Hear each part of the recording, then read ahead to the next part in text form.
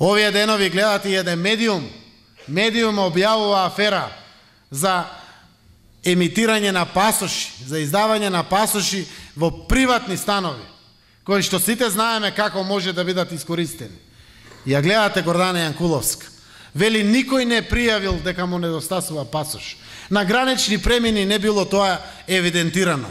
Таа е должна на внимателен начин да испорача професионалност и стручност, дека сето тоа ќе се провери, ќе се види веродостојноста, а не уште првиот ден вели монтажа. Кога проверија од тие монтажи? Кога видоа дали е монтажа? Да се штанцат пасоши во приватни домови. Ја видовте и сликите и снимките кои што се излезени. Тоа само по себе најавува што тоа се случува во Македонија за време на избори. И од тие причини, уште еднаш само ова афера која што ја вади фокус, потврдува колку власта е несериозна, колку нема држава и државни институции, дека се е партија. Афери излегуваат секој ден и тоа не може никој да го спречи. Тоа е резултат на нивното работење. Најверојатно морале така да се постават во државата и од денеска веќе гледате како на секој чекор се случуваат афери.